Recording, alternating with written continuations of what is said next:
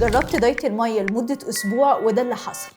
اكيد فيديو زي ده قبلك وانت قاعده بتقلبي على الموبايل لناس جربوا الدايت ده. ببساطه الدايت ده عباره عن صيام كامل عن الاكل، ويكون بدل الاكل اننا بنشرب ميه وبس. بس قبل ما تجربيه خليني اصدمك واقولك ان ده مش الحل السحري. في دراسه منشوره في ذا بريتش ميديكال جورنال تابعوا فيها ناس جربوا الووتر فاستنج لمده اسبوع. في اول 3 ايام لقوا ان جسمهم بدا يستخدم الجلايكوجين، وده عباره عن الطاقه المتخزنه في جسمنا، فده نزل الوزن بسرعه جدا. بس بعد كده الجسم حرفيا دخل في حاله مجاعه، ودي حاله بيكون الجسم كأنه في مجاعة بالظبط، فيبدأ يكسر أي حاجة في الجسم علشان يلاقي طاقة تشغله، لدرجة إنه يبدأ يكسر في العضلات نفسها. المشكلة بقى إنهم لما تابعوا الناس بعد الدايت لقوا إن معدل الحرق بعد الدايت بيقل بشكل كبير. ده بيخلي الجسم بعد الدايت مش بس بيرجع في الوزن، لا ده كمان الوزن بيزيد أكتر بكتير من قبل الدايت. ده غير بقى المشاكل الكتير اللي بتحصل بسببه، زي نقص الفيتامينز، المعادن، الصداع، الدوخة، وممكن لا قدر الله يعمل خلل في كهربة القلب، خصوصا لو استمرينا عليه لمدة طويلة. فالدايت ده مش مستدام ومفيش اي دراسات علميه بتنصح بيه، وده لان مشاكله كتير جدا. بس ممكن بداله نعمل حاجات تانية كتير وتوصلنا لنتائج احسن بكتير. اكتبي لي كلمه دايت في الكومنتات وهعرفك تفاصيل اكتر.